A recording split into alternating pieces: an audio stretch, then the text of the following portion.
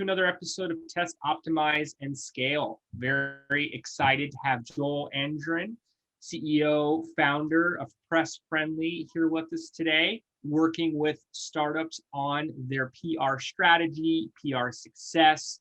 Joel, thanks for joining us on the podcast. Thank you for having me. Very excited to chat with you today. Excellent. This is a very, very valuable topic for all listeners. It is how to get that social proof, that validation from publishers. Joel and his team have worked with over 800 brands over the past 8 years. So a wealth of experience to tap into here. Joel, would you mind giving us a little bit about your background, your overall story? Sure. Yeah. So, I started off in PR 20 years ago, but rather quickly left it and became more of a marketer and startup person myself. And worked in corporate marketing at large Fortune 500 companies, and then moved into startups. And the inspiration for PressFriendly came from a 6-year span where I was the head of marketing or the head of business basically for 4 early stage startups. And it was me and 3 or 4 engineers in a room, and we were launching a company. So I was responsible for everything on the business side: sales, customer support, branding, advertising, PR, all of it. And PR was probably 10% of my job, but it was about 50 to 60% of my headaches. And one of the reasons why is that PR is it's more it's not an exact science, right? Email marketing, we know how to do it. We set it up, we build incrementally, we look at open rates, we make tweaks and changes. But PR is so much more binary, either like you're successful or you're not. So it was really hard. So what I did during that time period was I decided I'm not going to worry about this. I'm going to focus on the other parts of my job I have control over, and I'm just going to hire an agency. And over a 6-year span, I hired and then I fired 8 PR agencies. Wow. So I said, and then in the end, I said, okay, I'm going to have to take control of this because nobody seems to sort of understand what I need and what I want as somebody who's, a founder of an early stage company, or as, a marketer at an early stage company. So I said, okay, I'm going to go through and do things my own way.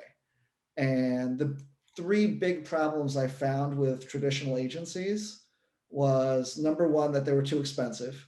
So, a month or 2 later, my CEO would come back to me and be like, why are we spending $10,000 a month or $15,000 a month?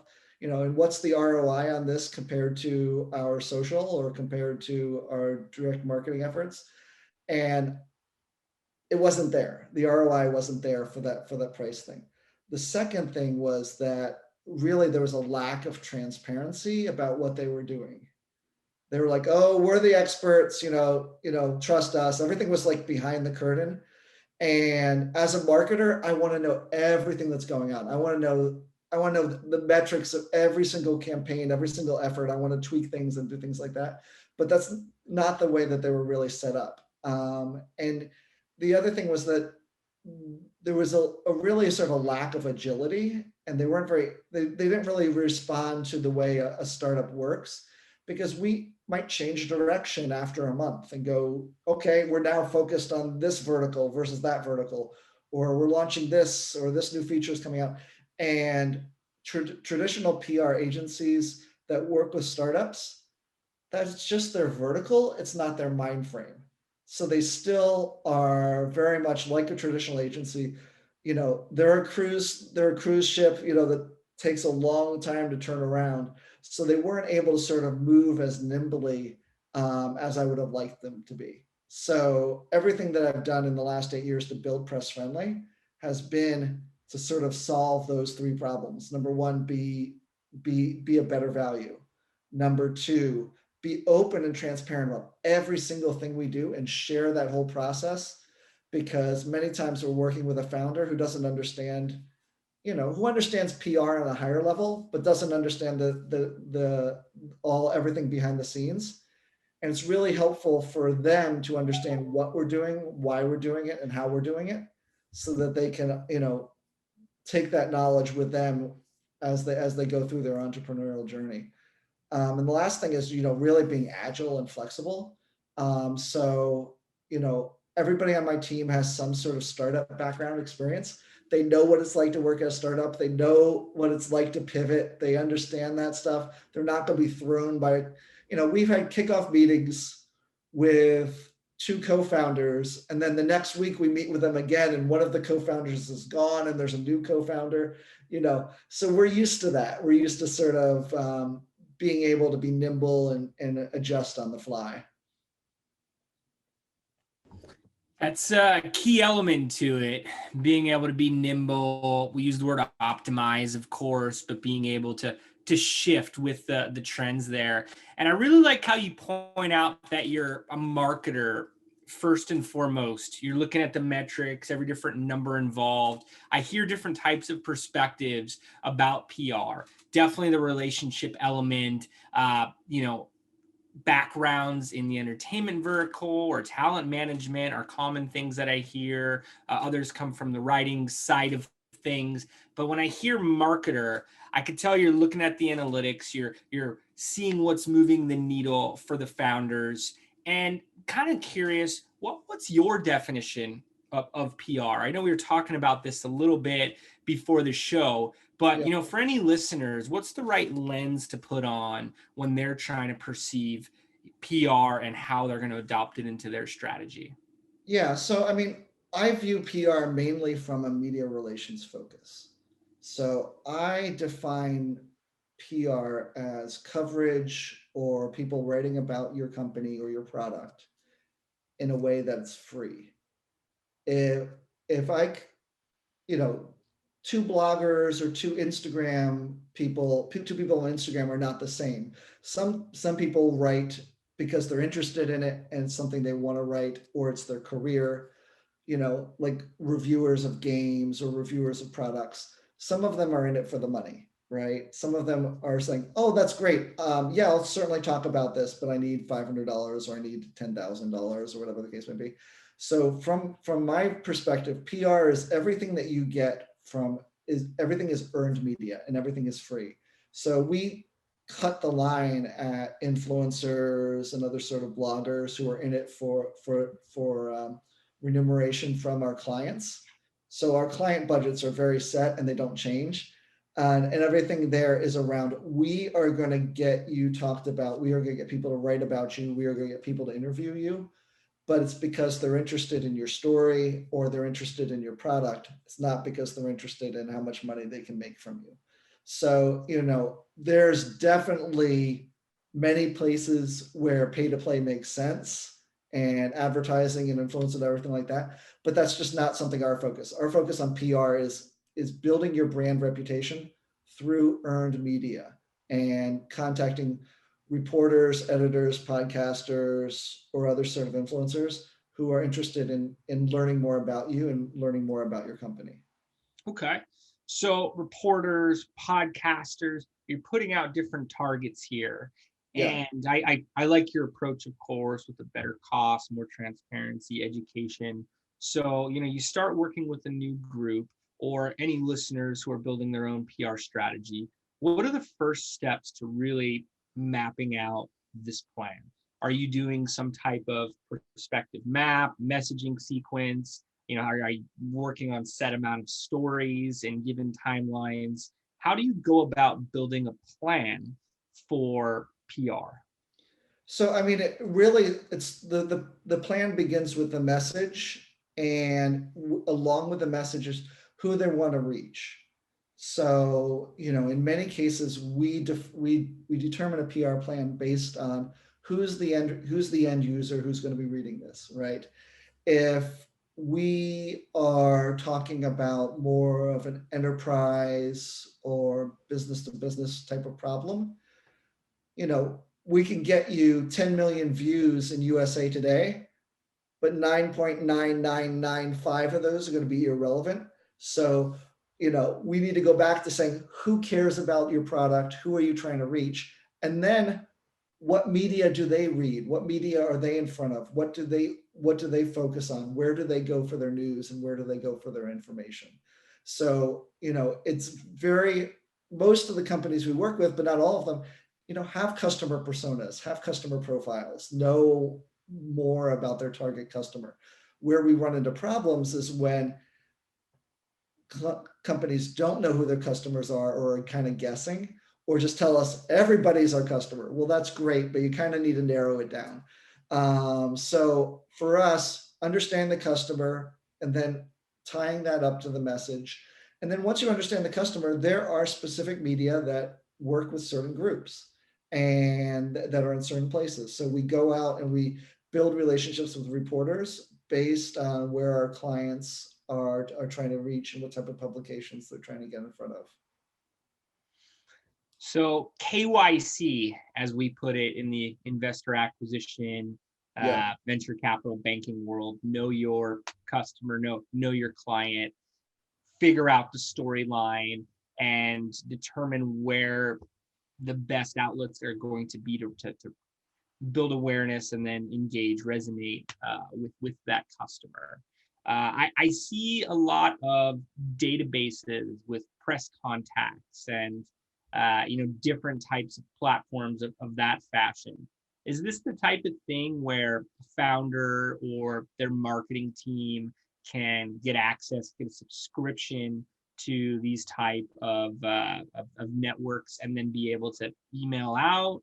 Is it Twitter? Is it LinkedIn? Or should they just avoid altogether and leverage relationships? That's what I at least picture with PR is relationships. Apply this to golfs or goes to dinner parties with someone at, I think you use USA Today or Business Insider, or wherever it may be on a regular basis. How is it done? How is it taking place? So there are really two components, right? You have relationships and then you have story. Okay. And at least one of them needs to be really strong.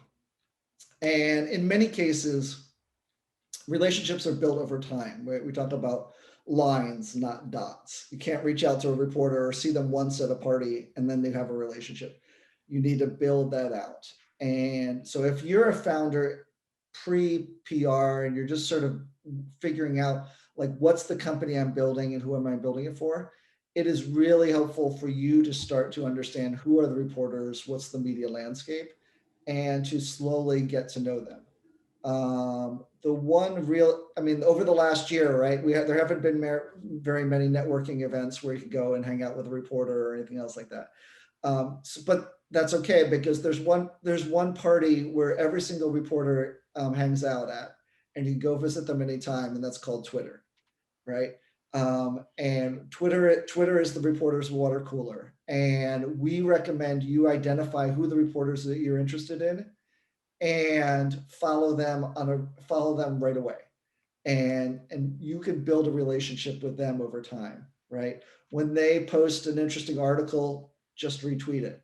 When they post a picture of their dog, you reply, "Aw, cute," right? When they ask a question, you sort of answer it. You build a relationship with a reporter on Twitter, but you don't pitch a reporter on Twitter.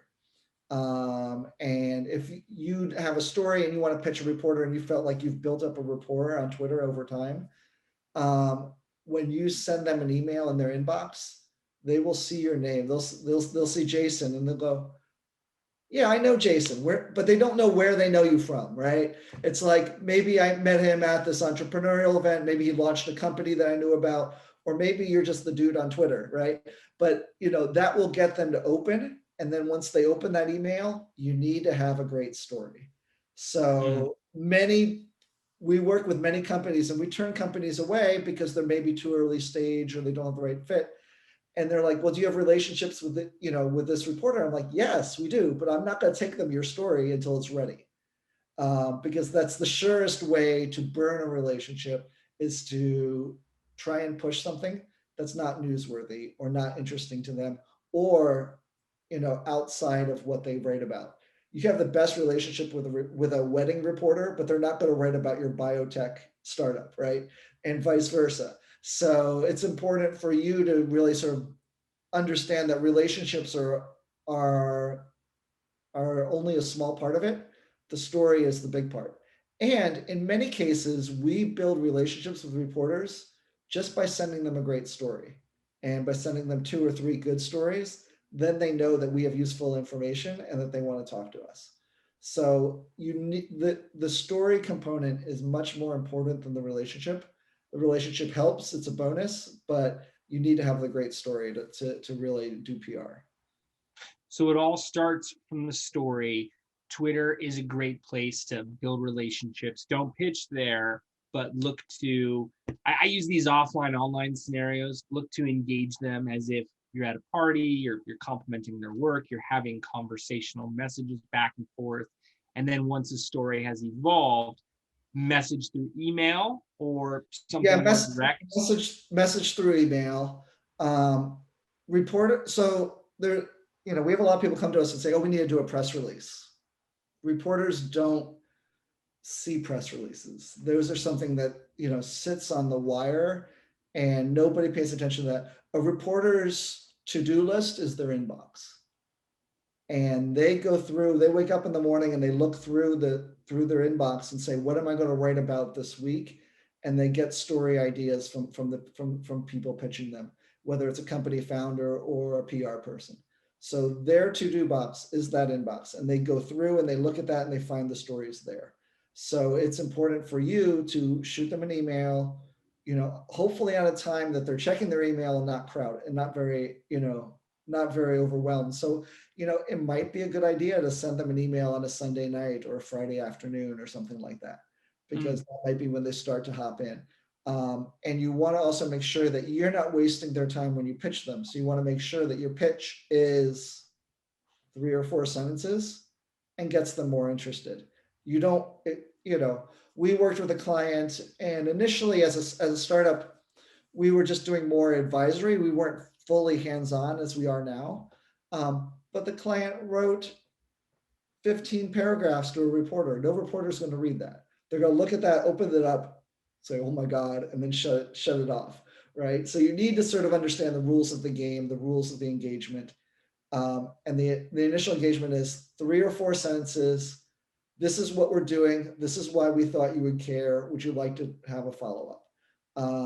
And that's all you need to do. You don't need to send them all of the information. Maybe you can put below the fold, like the news announcement or something like that, but make sure that you get quickly to the point and you tell them why they should care or why you want them to write about you. Oh yeah, email writing is an art in its own today, where I'll do these mini sentence paragraphs of put your eyes here, here's a little supporting info, but the next sentence is just a few words, complete. I know I get over 100 emails a day, every day, and have to prioritize through them. I picture some of these reporters are getting far more. Yeah, they're getting about 300 to 1,000 emails a day. Yeah. And that's why it's important to try and even, that's why it's important to even just try and get them to recognize your name, because they might be more likely to open it. I mean, we have a software platform that we use for our media outreach. It's specifically for PR workflow, and it's a CRM, that type of thing. Only about 20% of emails get opened at all to reporters. That's a decent open rate right there. Yeah. But what that depends on is a good subject line, but we also, our response rate to those 20% opens is probably 1 or 2%. So we share the CRM with our clients and we let them see what's going on, but we really have to explain, no, this is good. Yeah. It's not something where we just email 50 reporters, all of them open it, have a discussion with us. It is a hard process. It's a lot of grinding, and it's when you get a hit, it's an amazing thing and it's a great thing, but it's something that takes a lot of work, even for the most seasoned PR pro, even with people you have relationships with, because they're on deadline, they're working on other things. They read your subject line and were like, nope, not today, and then they go on. So it's very much, and that's why the metrics, we talked about being a marketer. That's why the metrics matter to me. I look at a pitch, and if we get a good open rate, maybe 25%, but nobody responds, then then I realize that my story isn't very good. Sure. If I get like a 2% open rate, but both of those people responded, then okay, my story is good, but I need to change the subject line. Mhm. So, there, in the end, and anybody out there who's worked in sales, and if you're a founder, you probably have worked in sales, at least for your own company. This is a sales Oh, process, yeah. and you're pitching a reporter and you're trying to sell them on something new every day. And every day you have a new story to tell and a new pitch. Mhm. And I like how you talked about the subject line, the actual contents, the body being separate. We've had email marketers on the show, also video YouTube experts talking about how powerful title and thumbnail, or just subject line, depending on the medium, are. Yeah. And that 80%, 75% of the audience that's never opening it, then being for a good response rate. And like you mentioned, this is who we are, this is why it should matter to you. Let us know if you want to set up a conversation, kind of a call to action. Boom, boom, boom, real easy to process. And do you find that follow-up are particularly effective here? Email 3, email 4, or are you generally shopping around the pitch one time to different targets? I would say we get the most responses to email 2. And after email 3, everything else Okay. is useless.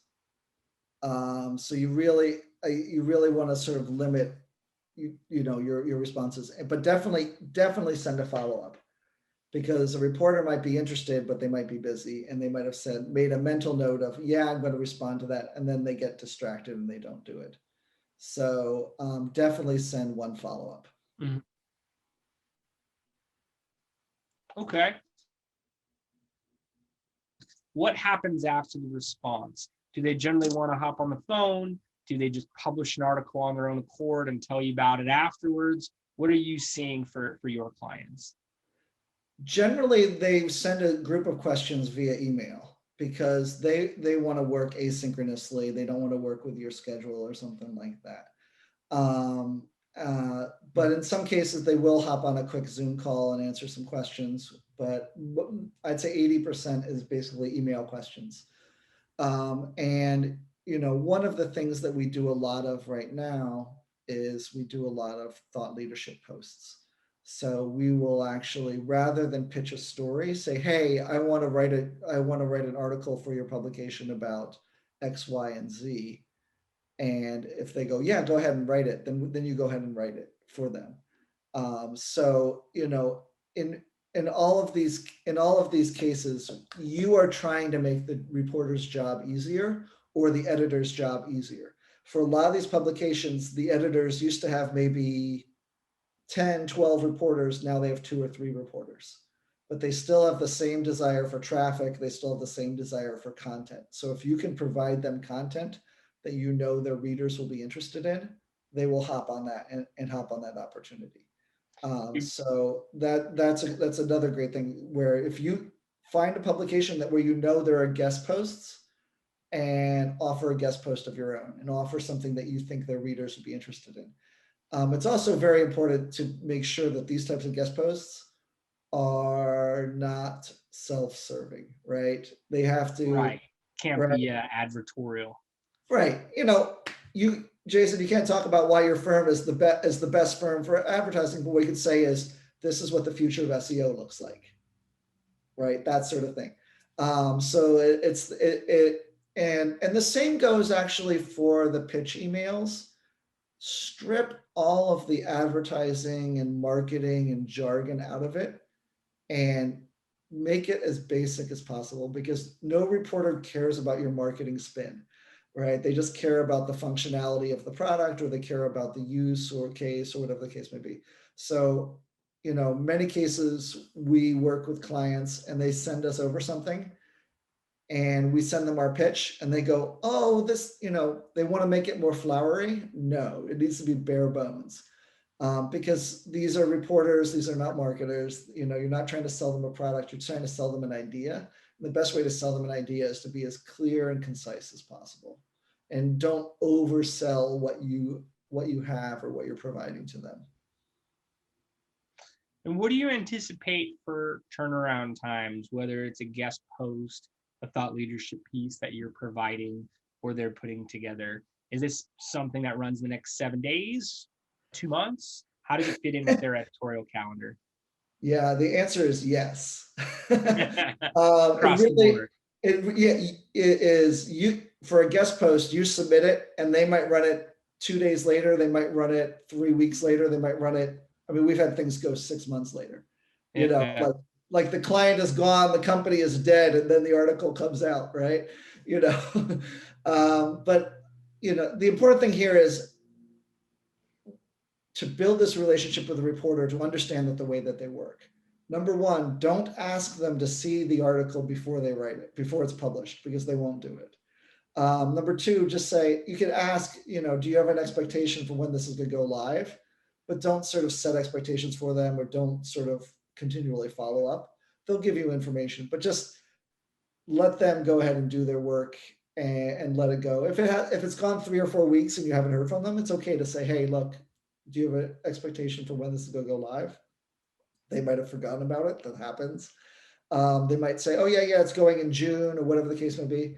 But you don't want to, you've already made the sale. You don't want to do anything to mess it up, right? So you treat them with kid gloves and just say, hey, I'm curious if you think this is going to go live soon, something like that. But you don't sort of try and dictate anything.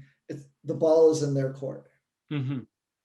And these questions are a lot of fun for me to ask. We're not a PR agency. We do aspects of blog distribution as part of our content marketing to an extent. Yeah. And we've certainly been in these type of dynamic, but to hear about it, you know, from the experts, such as yourself, such as your team, provides a lot of context, and really want to encapsulate that for the audiences. So walking through this process, once you know, as you have said, have got the sale, once you've gone through the planning, once you've then pitched, you've looked at the open rates, the response rates, and a percentage of those responses are engaging with you to actually publish a piece.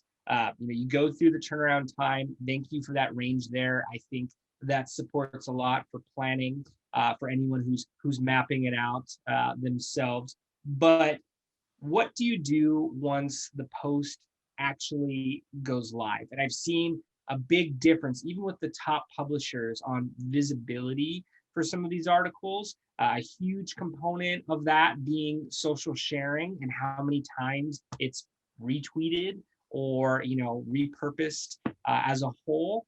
What do you do once a piece is live to really maximize the traction? Yeah, and I think it's important for us to also understand. I'm going to sit down and I'm going to knock down the value of PR a little bit, right? In the old days, if you got an article in TechCrunch, you would get 50,000 signups and people would be talking about you for days, right? There are 45 articles a day on TechCrunch now. Nobody keeps track of what's coming up and what's going live and everything like that. So coverage is wonderful, but coverage is not a guarantee of success. In fact, it's the starting line.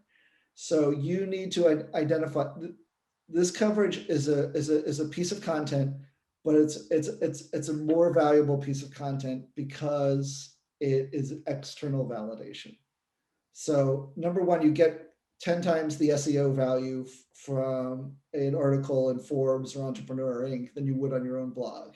So number one, that's great. It aligns you with certain keywords, aligns you with topics. That's super. But you have to do if you get an article in Forbes, maybe 2,000 people will see it. And we all know, right, via advertising, that the scale could be a lot greater and could be a lot bigger. So it's up to you to manage that scale. Sharing on your social media is definitely something that's good. Many of our clients pay to promote the articles once they're live because they see higher click-through rates when your cooking device is as seen on Bon Appetit, you know, those types of things really sort of improve it. So you really sort of have to leverage that. And the last thing is you take those brand logos, put them on your website as external validation of success and something that can be trusted, right? If you see two identical products and one has, as seen in the Michelin guide and the other one is just blank, you're gonna go with the one that is seen in the Michelin guide. So PR is for companies that are established, have advertising programs in place, and are looking to expand and take things to the next level. PR is not a shortcut to success in most cases, right? There are exceptions. There are things that go viral. But in a crowded marketplace, everybody is getting some degree of press. You need to make sure that you leverage that press in a lot of your marketing efforts, and that's where a firm like yours would come into place, because PR, organic traffic to any publication is going to be lower and slow. In some cases, you might get syndication, which means it will go to other publications, right? If you get a write up in Reuters, or if we have clients that get into Marie Claire, and then that gets syndicated over to Yahoo Lifestyle, which gets a much larger view. So that happens, but in general, just getting coverage is the starting line, not the finish line. Mm-hmm. Yeah, I see it on my own Forbes articles as well too. And if I look at the differentiating factors, it'll be how many times the article is shared, and generally by other journalists or thought leaders for entrepreneurship as a whole, startups, early stage organizations. In some articles, it'll be shared over 100 times.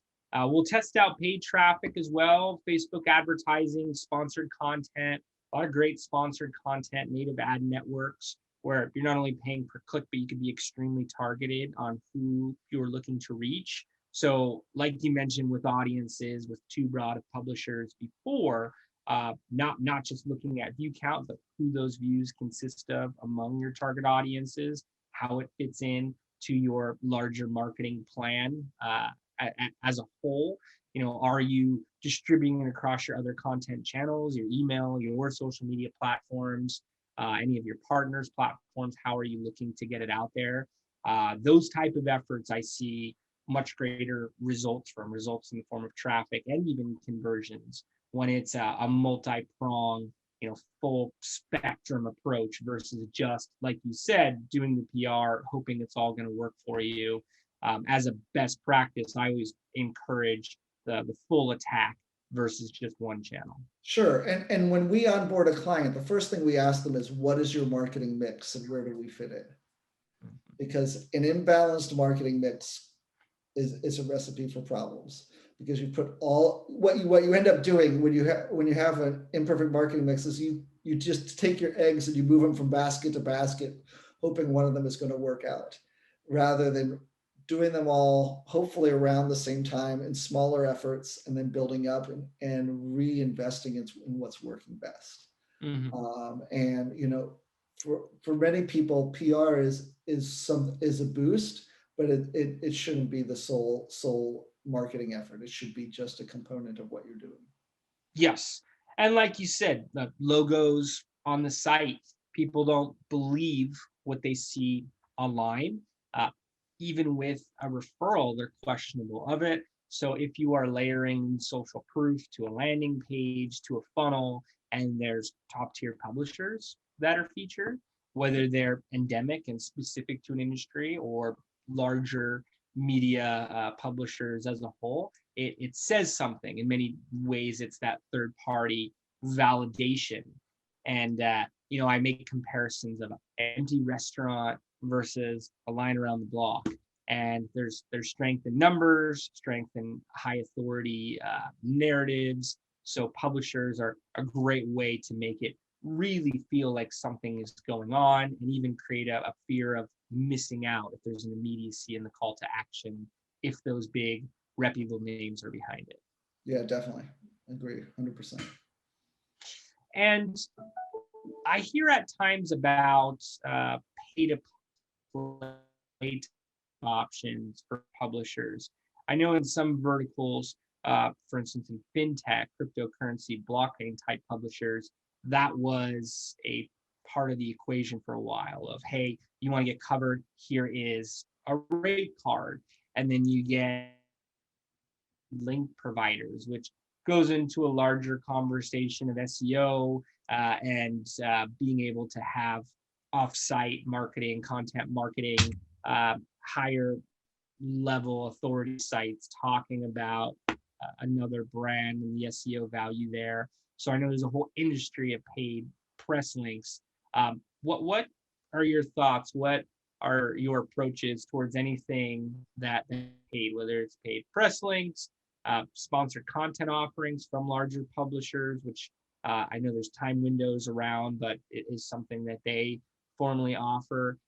Should a budget be prepared for PR outside of services? You know, I think in general, those types of things are somewhat fleeting, and there's not much value in it. Like we don't pursue pay to play opportunities, and but I understand why people do. I just think it's a very different type of situation than what we have. So our focus is the coverage that you're getting that's organic and with earned media is going to be much more valuable than those pay to play opportunities. Maybe those pay to play opportunities are the only ones that you have at this point, because you might not have the traction, you might not have the story, and I understand why people do it.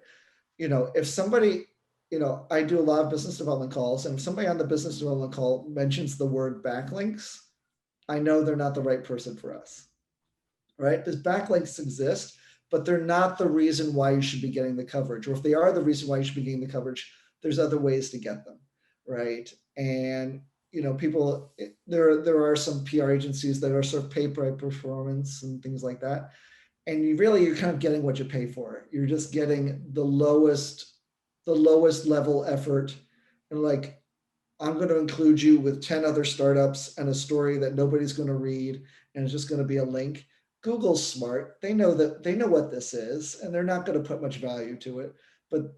So that's why we focus on real, authentic press and authentic conversations, and reporters and things like that. There's definitely a place for sponsored content, and I understand what it is, but it's not something that we sort of focus on.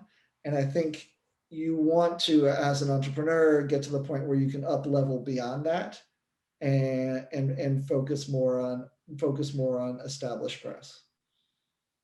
Excellent response. And I think that puts aside a lot of myths around it, for many listeners as well too. You are getting into the overall SEO scenario. I commonly looked at as a good PR win. Earned media is really going to have an effect on the SEO value that any site has. Is that part of your discussions on a regular basis, or is it more of something a client is managing on their own, and this is an adding piece to it of getting solid earned media from organic outreach efforts? Yeah, I think we don't promise SEO. SEO is not something that's a huge focus of ours, but it's definitely why people work with us and they track it on their own. Our singular focus is to get you the coverage in front of the people who you want to see it. And we definitely do look at keywords, and we look at messaging to make sure that everything is aligned. But it's at a certain point, we pass that off to the other teams. So our focus is on getting you the coverage. And it's great to have feedback about how it's working, and we've seen we have people report back to us how much they've moved up in rankings and things like that as a result. But it's still enough of a black box that we can't be like, oh, this article is going to get you this or that. The big thing is, and we've set up our pricing model. So what happens is a lot of startups work with an agency for 1 or 2 months, and they realize, whoa, this is way too expensive. And they get a few articles, and then those articles sit and they become less valuable in SEO over time. What we like to do is our pricing model is much more efficient than a traditional agency and a much more value add. So the idea is you're getting the steady drumbeat of news over 6 or 9 months or 12 months, and it builds up. And that's where the SEO value comes in, is consistent coverage, consistent write-ups in these reputable media will build your SEO more than some hit 2 years ago in a top tier publication. So the steady drumbeat of news, get that flywheel rolling. That's the objective from a PR perspective. Okay. And where do you see this all going? There's new platforms coming out on, a monthly basis. We're spending a lot more time on Clubhouse today, all types of new, social channels, direct messaging channels. Our sales team is heavily on LinkedIn, a good portion of their day, where years back it was email. Where do you see the whole world of PR going in years to come for entrepreneurs and for premium publishers? Yeah, I feel like we're going to really be, media landscape is shrinking and it's going to continue to shrink. And there will be a few prominent publications, New York Times, TechCrunch, Forbes, those types of ones. And then there will be and what we're seeing is there's very specific vertical publications, right? Like CIO Dive, like around technology, or Skift around travel. And I think the vertical publications will exist and the high level tier 1 publications will exist, but a lot of the other ones are just going to disappear because there's not enough money. And what a lot of people are doing is building their own newsrooms, building their own content, building their own company as a media platform, right? The joke is that every startup is a fintech startup. Well, every startup is going to be a media startup because you're going to have to create your own media. You look at what Elon Musk said is, we're not spending any more money on PR. We're doing it all ourselves. And they're creating their own channels. They're creating their own media. So a lot of the story you're going to tell is through your own media or through other people's own media. It's not going to be through traditional media, just because by the very nature, it's shrinking. Now, it will never disappear because you still need that third-party validation for a lot of this. But the more that you can work on building your own company as a media company, and I think you've taken this to heart, right? It works, and it really sort of there's value there. So promoting yourself and promoting your company and understanding that you're also one of those media channels is very valuable. Absolutely. It resonated with me. I think Gary Vee said every company is a media company, the same way you're mentioning fintech, and really took to heart with our clients, later with us. Funny how that works. They say plumber's sink is always running, and we had an element of that for a while there and kicked it into gear, and can tell you how much it's been able to benefit in curating a network of professionals who really are able to go above and beyond for success of entrepreneurs. Given different accelerators we're working with, groups like yourself, it only brings good things in terms of relationships, if nothing else. And you've given a lot of great recommendations here. Just want to clarify on a few aspects, and in reflection of the title of the show. If founders listening in, someone on the marketing team who's maybe not doing any PR right now, are there any tactics you've gone over? Building a map reflecting of your target audience of different targets, and being able to build relationships on Twitter, then send emails from there. But are there any tactics that you would recommend for listeners to test out for their own PR strategy? Yeah, I think what you want to do is, as an individual marketer, you sort of want to understand, like, what kind of stories can we get placed and what sort of opportunities are there. Look at what your competitors are doing and kind of work backwards from there and understand how did they get that coverage? Who's writing about them? What the story is there? What's the news? What's the hook? What's the angle? and then come back to you and say, what angle do I have? What story do we have? What can we do to promote ourselves? In some cases, it might be they have unique metrics around their company, or if you're a HR firm, you can talk about what are people recruiting for. If you're a marketing firm, you can say, what are people hiring me for, right? Does everybody want a Clubhouse strategy now? Whatever the case may be. So take the data that you have and what's interesting to a reporter, what can the reporter talk about in terms of trends, and try and provide them with that. So, the goal for you as a marketer looking at PR is, how can I help a reporter tell a story, and in so doing raise our boat, like get us the same coverage. So, if you can create a quarterly report around your customer base and what they're doing, and that could be something you could share with a reporter around trends or around opportunities or something else like that. What do you think about platforms like Haro, like Help a Reporter Out, or different places to sync up there? Have there been any streamlined wins available for groups there? Is that something that you would recommend diving into on a regular basis? Haro can be useful. The problem is it's just very competitive. As a startup, Sure. you're also competing with 5,000 other PR agencies and other folks like that who get the same string. I'd love to give you like this one tip or this one thing.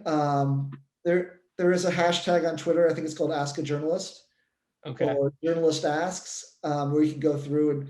But I mean, just follow reporters on Twitter, hear what they're writing about, hear what they're talking about, and sort of build relationships there. And what I would do as a founder is identify 10 to 12 reporters who really care about your space, and get to know them, follow them on Twitter, follow them on Instagram, spend some time with them, understanding what they write, and then find your moment and make that pitch to a small select group of people, and make it concise but make it as strong as possible. And that's that. You do that for 6 or 9 months and you will have a win. But it will take 6 or 9 months. It's not going to happen overnight. And in the society we're in right now, with immediate gratification, and especially from marketing perspective, right? I can throw something up on Facebook and I can know by Monday whether it's been a success or failure. PR does not work that way. And it takes a lot of grinding, and it takes a lot of rejection, and in the long run, you'll be successful, but you just have to put in the work. 6 to 9 months, don't sell your brand short. And during that period of time, how do you optimize? Whether you're getting some wins and looking to have more, as you said, 12 months of traction versus one here, and then 2 years later, another one is more powerful in many regards. So how do you, during that period, also, how do you optimize if things aren't working, if you're passing them 6 and getting 0 traction? What do you do during those situations? Yeah. You're not going to get much feedback, and you're just going to have to deal with the ambiguity. That's just the way it is. You could focus maybe on smaller publications or trying to do guest Okay. posts. There are a lot of company blogs that take guest posts, and if you Google guest posts, there's like a list of like 10,000 places that will accept guest posts. You can maybe build some there, but I would focus more internally on your own content, and building out your own blog and your own social media, and continuing these media efforts, because when you pitch a reporter, they're going to go back and look at what you've written about and look at your social media presence, and find more about you. If you spend all your time doing external efforts and nothing internal, it's going to show up as well. So I think internal efforts are equally important to build and establish credibility with your company. Great recommendations. And I say that because I see so many groups try to skip steps there, and good engaging content, designing it for social shares, for high authority links, is how I was taught content marketing, and that starts internally. and being able to share externally, maybe looking at some guest post spots or smaller publishers, but really making sure the message, the storyline has the depth, has the value needed to, really build those relationships, really put together those additional distribution points. And, given the volume of clients you guys have worked with, the type of success that you've seen, what type of insights do you have towards scaling? For advertising, we're able to 2x the advertising spend next week, and so on and so forth. If the audience is big enough, and there's a list of checkpoints, but it's somewhat systematic. PR, I know it's more difficult to just do at higher volumes in a smaller window of time. Do you have any stories or any recommendations that you could provide to get more earned media? Yeah. Yeah. I Really mean, so resonating with the targets? yeah. So, I mean, initially your focus is going to be on the product or the solution or the customer value that you're getting, right? But beyond that, you can start to tell more stories about the company culture, the founders. You can get into the more of the softer details, which also help to establish the brand and who you are. So, you know, it's not so much that you sell a tortilla press and this is a cool tortilla press and everybody wants it. It's, oh, I spent 6 years in Guatemala, as a Peace Corps volunteer, and I was inspired to help local indigenous communities, and therefore you do that. So you start to tell your story in addition to talking about your product or in addition to talking about your solution. But really, PR scales with your company, not vice versa. So that's kind of the way we're set up. We're set up for companies that are early stage that are looking to scale and looking to grow. But the way PR really scales, unfortunately, is we're getting into crisis communications and other sort of messaging when you start to have problems rather than answers. But there's nothing you can do to sort of 5x PR.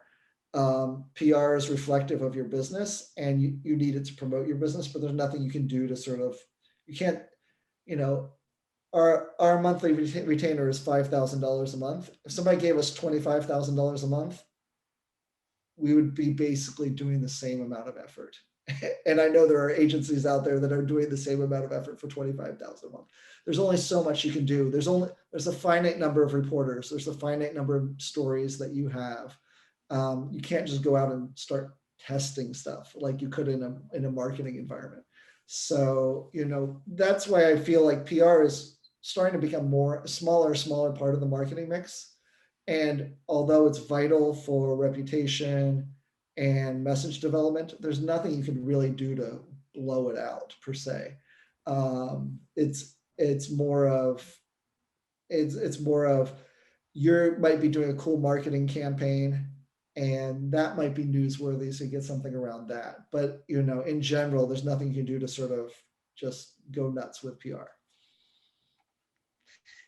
And that provides a lot of context there. Joel, these have been very helpful tips, very insightful.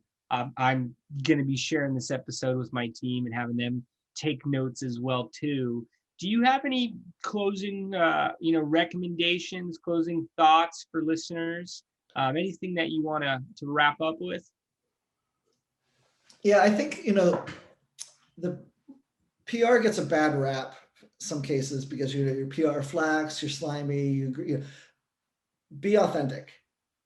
Tell your story, be authentic. People like it. Reporters can tell, everybody can tell. Just like, be proud of what you're building, be proud of the company you're launched, promote it in a very authentic way, and you will eventually find success that way.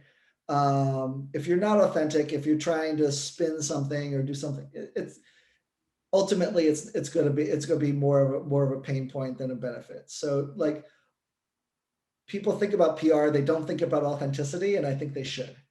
And really, think about being as authentic as possible in all of your interactions when you're contacting reporters, when you're providing those story opportunities. And I think ultimately that's going to be that's a foundation for success. Absolutely. Digital marketing agencies, advertising agencies that service startups get a bad rap in many scenarios as well. There's Yeah. always a group who, had a bad experience with an SEO agency or, this type of social agency, whatever it may be. And transparency, being authentic, talking about goals realistically as you're doing the steps of what you're going to do if it's working, what you're going to do if it's not. I think goes a long way. In the mood at that for business relationships, and I certainly see that to be present, to be relevant for PR outreach, for the overall PR strategy. And I also know you're being very modest about the results you guys produce. I highly recommend working with a PR agency, and as you're mentioning, because of the relationships, because of the experience, groups like yourself are doing this all day long, every day. So, it's great to understand what occurs in PR, but I wouldn't necessarily recommend reinventing the wheel if you have an opportunity to work with a group that is authentic, that you have a good rapport with, and could do these actions on your behalf. It could make a massive difference in terms of the response rate, the earned media win rate that you're getting, and overall maximize your time, which is the most valuable asset. So, definitely align with that feedback. And Joel, if anyone wants to continue the conversation with you, what is the best way for them to get in contact? Yeah, they could just email me. I'm joel@pressfriendly.com, and the company is PressFriendly. And, we have a link on our site if you want to set up a time to chat with me. But always willing to chat with founders. And many times, I talk with a founder in their early stage, and then they come back to me 2 years later, and then they're like, okay, we're ready to do PR. So, I'm always open and willing to talk with people who are growing and, just need advice along the journey. I definitely encourage that. Engaging experts is a common factor that we've seen with startup success. So I would take Joel up on that. And Joel, thank you so much for coming on the show today. Listeners, thanks for joining as well too. Yeah, it's my pleasure. I'm glad to take part.